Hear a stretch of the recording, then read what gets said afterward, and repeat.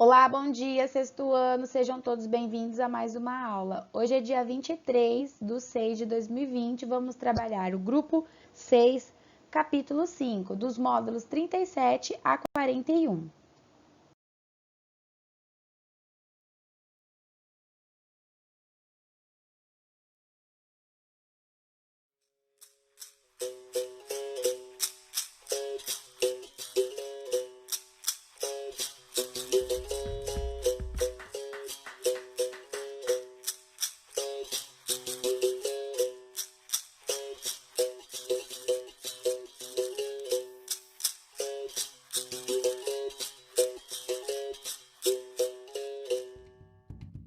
Até recentemente, muito pouco era estudado sobre a história da África, normalmente reduzida à antiguidade aos egípcios. Porém, o crescimento do interesse e importância desse continente jogou luzes sobre a esquecida África subsaariana. Cercados por florestas, savanas, montanhas, o mar e o deserto, e convivendo com uma rica fauna, esses africanos viviam em pequenos reinos, muito parecidos com as cidades-estado da antiguidade.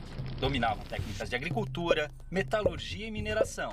Cultuavam diversos deuses e a natureza, acreditando num deus maior e criador, que variava de nome entre as tribos. Evitavam guerras, estreitando laços através do casamento. Porém, quando o conflito era inevitável, não visava a expansão territorial. Com a exploração europeia da costa da África, os nativos começaram a ser capturados e enviados como escravos para a Europa. A rota do tráfico negreiro mudou a partir da colonização do Novo Mundo, e o comércio de seres humanos atingiu grandes proporções pela necessidade de mão de obra nas novas terras. Os portugueses dividiam os africanos em três grandes grupos: os sudaneses, os guinenos sudaneses muçulmanos e os bantus, todos representando uma determinada região do continente e tendo destinos diferentes. O Brasil recebeu cerca de 40% de todos os escravos africanos trazidos para a América, já que demandava mão de obra para trabalhar em suas culturas de cana-de-açúcar no Nordeste, no ciclo de ouro em Minas Gerais e nas lavouras de café do Rio de Janeiro no século XIX. O transporte desses povos, amontoados nos porões dos navios negreiros, era feito em condições desumanas, e muitos acabavam morrendo na travessia marítima, tendo seus corpos jogados ao mar.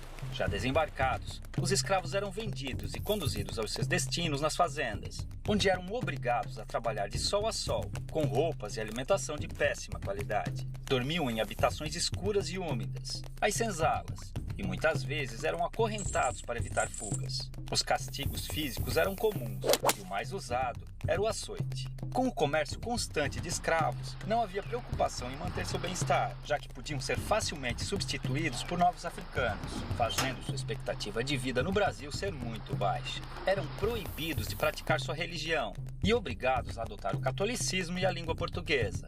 Mantiveram sua cultura viva, realizando seus rituais africanos escondidos, criando até um tipo de luta, a capoeira. A maior parte dos africanos traficados para o Brasil eram homens, por serem mais valorizados nos trabalhos forçados. As mulheres, que não eram aproveitadas nas lavouras, viravam escravas domésticas, as chamadas mucamas.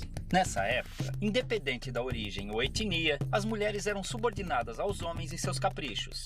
A mulher negra e escrava vivia a situação ainda mais degradante, sendo colocada como mero objeto sexual do homem branco. A miscigenação entre africanos, europeus e indígenas foi ponto-chave na constituição da população brasileira. As revoltas eram muito comuns nas fazendas, fazendo com que grupos de escravos organizados fugissem e formassem nas florestas os famosos quilombos, onde viviam em liberdade comunidades similares às que existiam na África. Alguns escravos também conseguiram comprar sua liberdade adquirindo sua carta de alforria. Com o constante crescimento do sentimento abolicionista, o fim da escravidão era questão de tempo. Infelizmente, apesar de promover sua liberdade jurídica, a abolição não garantiu condições de vida dignas para os ex-escravos. A realidade que encontraram foi cruel, pois não possuíam moradia, condições econômicas ou assistência do Estado, fazendo muitos negros passarem por dificuldades após a liberdade. O preconceito e a discriminação os impediram de encontrar trabalho nas cidades. Já nas lavouras, tinham sido substituídos pelos novos imigrantes livres europeus, a maioria italianos. A escravidão deixou cicatrizes profundas. Os negros vivem ainda hoje em condições inferiores aos brancos, devido ao grande processo de exclusão social. Tem menor escolaridade, menos qualificação, salários menores, menos representação na mídia e em entidades governamentais, além de menos cargos de chefia e liderança. é uma situação degradante, considerando a imensurável participação do negro na vida brasileira. Infelizmente, o pouco que se aprende nas escolas sobre a herança africana reduz o negro a estereótipos ligados a origens de musicalidades, como o samba, e ao trabalho braçal como escravo. Esse pensamento induz muitas ideias erradas ou incompletas sobre as populações negras. Há muito mais sobre essa superfície. Os africanos foram, sobretudo, fonte de informação para os portugueses, que não tinham conhecimento sobre cultivo e exploração de produtos de regiões tropicais. Foi a tecnologia africana, com seu conhecimento agrícola aprimorado por milênios, além de suas técnicas de mineração, que tornou possíveis os principais ciclos econômicos do Brasil, como a cultura da cana-de-açúcar, a extração mineral e o cultivo do algodão e do café, gerando riqueza e transformando a geografia e a história do país naquelas que conhecemos hoje. Estima-se que chegaram ao Brasil cerca de 5 milhões de africanos, entre os anos de 1500 e 1850, de um total de 6 milhões que deixaram forçados a África com destino ao país. É uma vergonha que ainda hoje seus descendentes passem por diversos tipos de privações e violências, em um país cuja colonização africana foi muito maior que a europeia. Felizmente, graças à luta do movimento negro, diversas injustiças históricas estão sendo corrigidas, vislumbrando um futuro de esperança, inclusão e igualdade para um povo que sangra, mas resiste.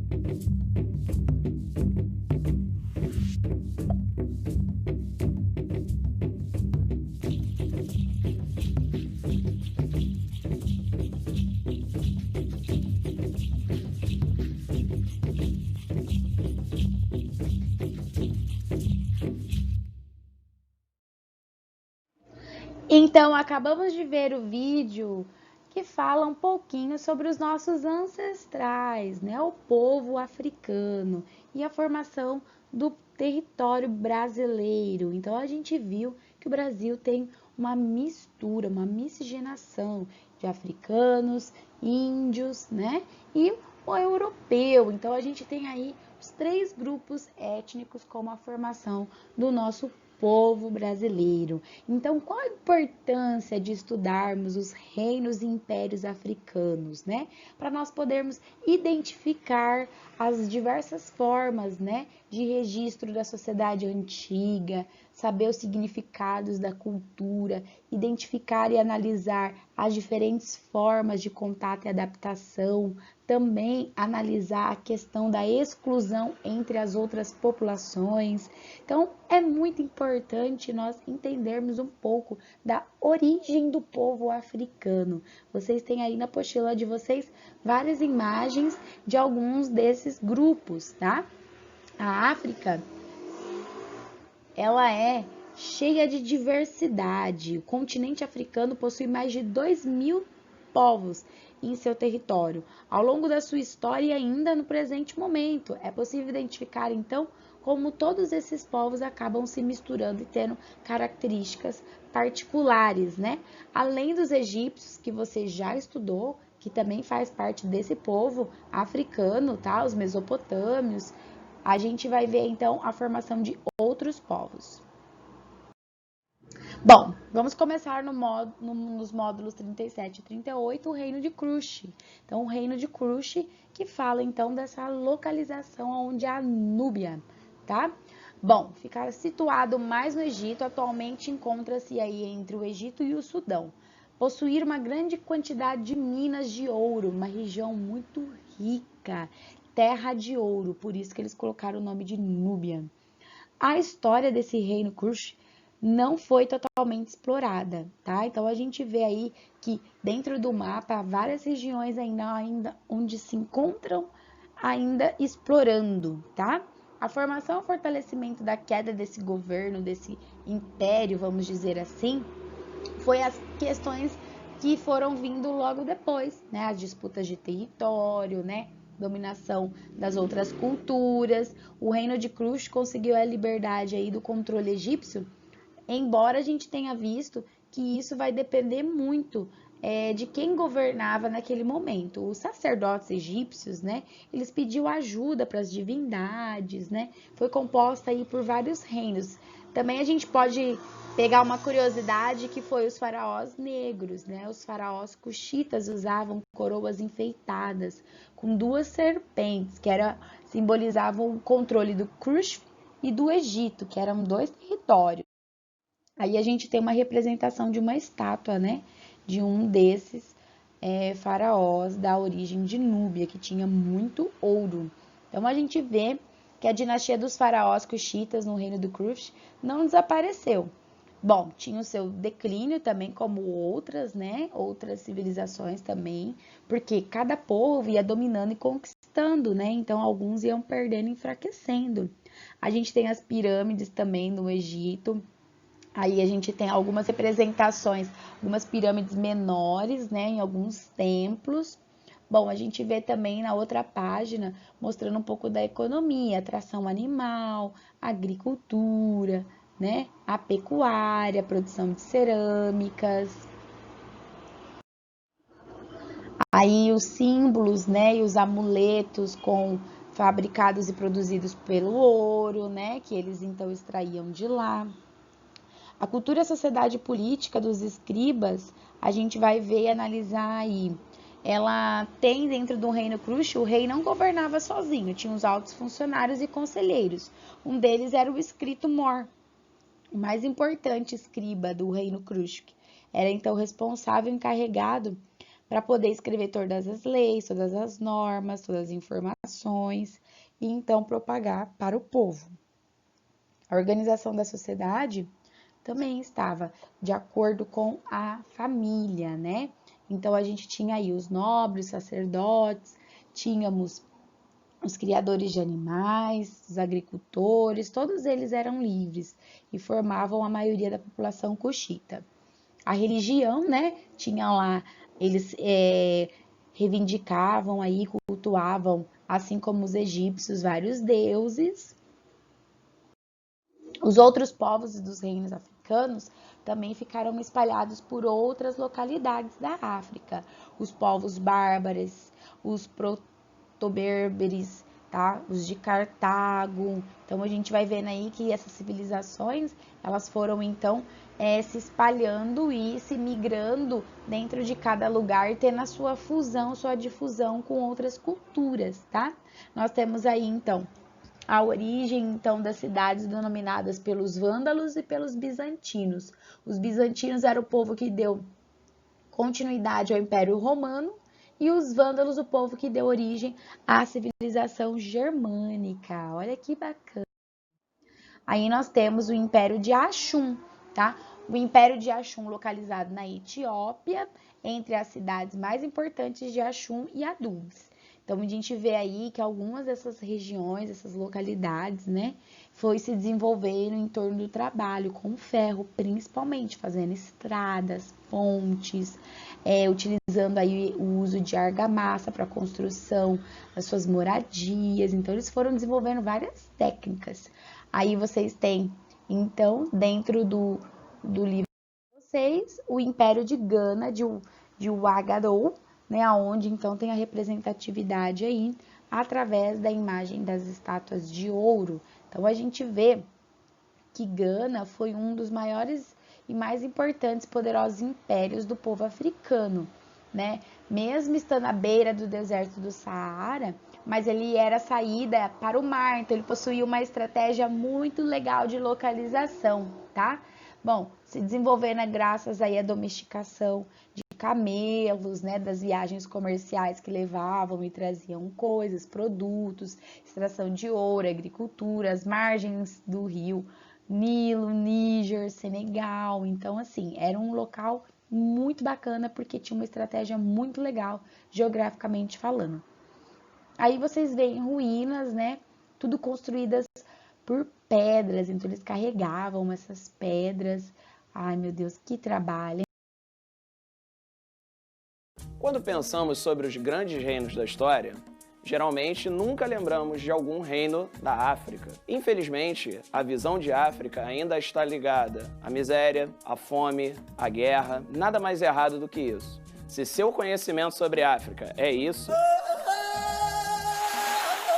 ou isso,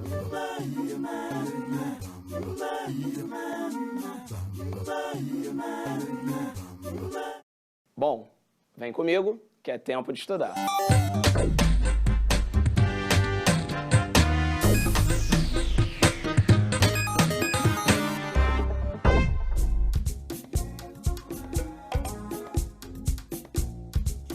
Boa parte do que sabemos sobre a África nos vem da oralidade.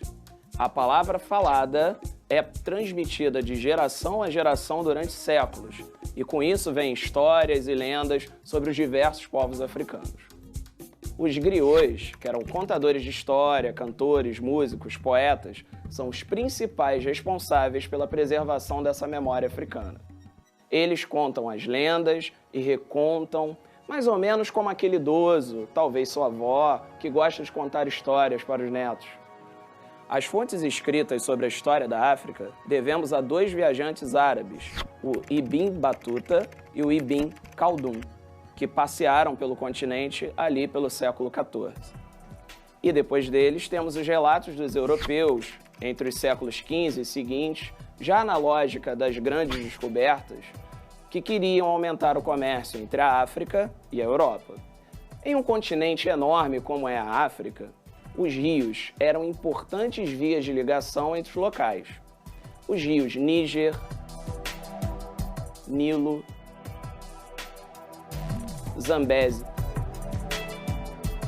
e Congo foram extremamente importantes na história africana. Pergunta para o seu professor de geografia onde ficam esses rios e como eles são utilizados hoje pelos africanos que lá estão. Acredita-se que há mais de 5.000 anos surgiram os primeiros reinos africanos. Numa das regiões onde surgiram importantes reinos nesse continente foi o Sahel. O Sahel fica ao sul do deserto do Saara. Lá moravam os berberes, que eram povos islamizados. Vale lembrar que a gente tem uma aula sobre árabes. Seria importante você dar uma conferida nela. Os berberes se dedicavam ao comércio. Bem, entre os séculos 4 e 15 da era cristã, surgem 3 reinos às margens do rio Níger. São eles Mali, Gana e Songhai. Esta região era extremamente rica. Minas de ouro fizeram o poder de Gana. Mas, em 1235, Sundiata Keita do Mali vai dominar a região. Vale lembrar que Gana não tem nada a ver com o atual país de Gana. Os malineses, liderados por Sundiata Keita, como já dissemos, também conhecido como Príncipe Leão, elevaram os seus domínios até as bordas do deserto. E lá começaram a explorar uma outra riqueza além do ouro, o sal. Uma curiosidade, né? A palavra salário vem de sal. Ah, é? O sal era extremamente valorizado nessa época. Soldados recebiam punhados de sal como pagamento. Daí, isso vai se desenvolvendo até chegar à palavra que conhecemos como salário, que, obviamente, é o pagamento pelo dia, pela semana ou pelo mês de trabalho. O líder dos malineses recebia o título de Mansa, que significa Rei dos Reis. O reino do Mali se converteu à religião islâmica. Bom, há uma história interessante de um dos Mansas do Mali, o Mansa Musa. Quem? Mansa Musa é considerado um dos caras mais ricos da história. É mesmo? Inclusive, sua fortuna seria incalculável. Certa vez, ele foi a Meca fazer uma peregrinação à cidade sagrada e gastou tanto ouro em compras que causou uma inflação no mundo árabe. Inacreditável. Tem mais uma história muito curiosa. Ele prendia o seu cavalo com uma pedra de ouro de 14 quilos. Bom, talvez seja um pouco de exagero, mas sabe aquele pessoal que usa as redes sociais, às vezes exagera um pouquinho na vida que tem? Pois é, por que o Mansa, por que o rei não poderia fazer a mesma coisa? É isso aí. Bom, a revista americana Times, inclusive, fez um estudo para descobrir qual seria o personagem histórico mais rico de todos os tempos. Chegaram à conclusão que o Mansa Musa estaria entre os 10 homens mais ricos do período. Muito dessa fortuna se devia ao ouro. É fato que Mali era um dos maiores produtores de ouro nesse período.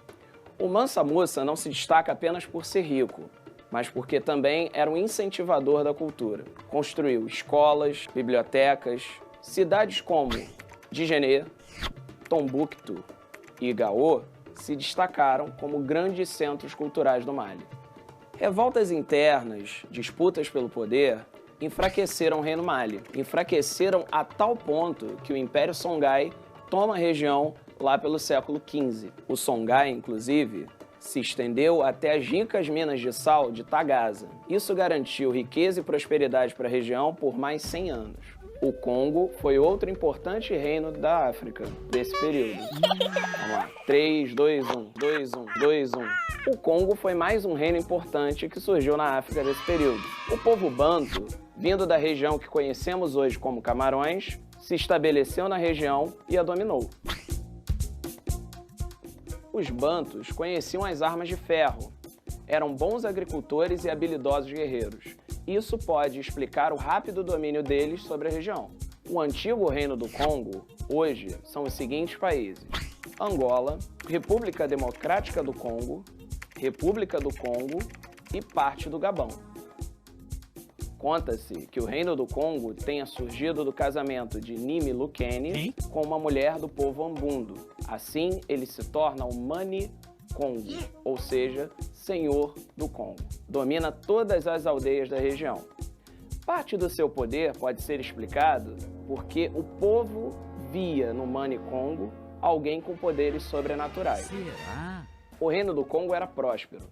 Sua economia se baseava na agricultura, mas também a exploração de metais como cobre, a exploração do sal, a venda de peles de animais e tecidos faziam a riqueza da região. Estima-se que esse reino tenha atingido o patamar de 3 milhões de habitantes. Isso é mais ou menos a população do Uruguai. O ano de 1483 marca a chegada dos portugueses à região.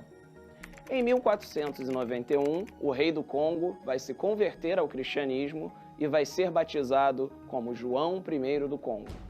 Sua ideia ao fazer isso era estabelecer relações amigáveis com os portugueses para assim ter seus interesses atendidos. Num primeiro momento deu certo, mas depois se mostrou um erro. Ao longo do século XV e XVI, os congoleses vão perdendo liberdade e poder.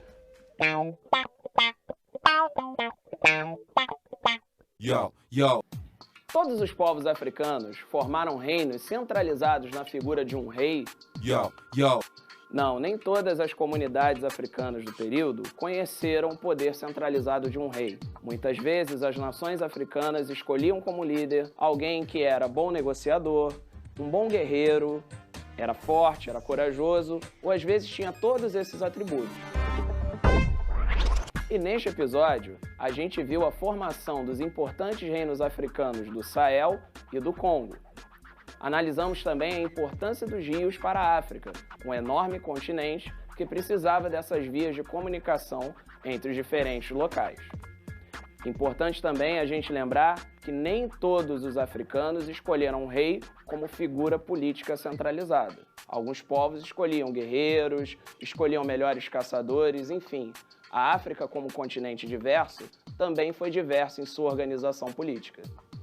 A gente se vê numa outra história. Chega mais, galera! Vocês estão gostando do Tempo de Estudar? Bom, então curte aqui as páginas da Multirio nas redes sociais, que tem muito mais conteúdo para você. Beijo! O Sahel ficava... Pô, de novo, cara. De novo, vamos lá. O líder é ótimo. O líder dos malineses. O líder. Os rios Nilo, Níger, Zambeze e Congo. Vamos de novo. Desculpa, de novo. Foi mal, vai. 3, 2, 1. Ou às vezes o cara tinha todas essas características juntas. E aí se tornava o reino dessa tribo. Quase. Quase. Vamos lá.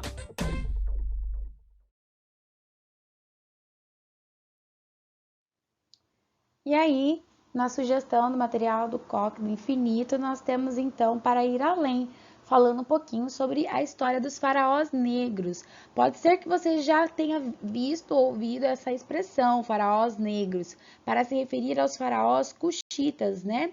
Que tinha aí em várias situações. Mas essa expressão ela é considerada por muitos como equivocada, pois, além do termo negro ter sido criado pelos europeus no século XV para designar os povos africanos em geral, nem mesmo os egípcios viam diferença entre eles, nem os núbios e nem os outros povos africanos. Em geral, os povos da África possuíam pigmentação que dava à pele tonalidade escura, tanto que os egípcios, em sua língua, usavam a expressão KMT, que significa os negros, para se identificar.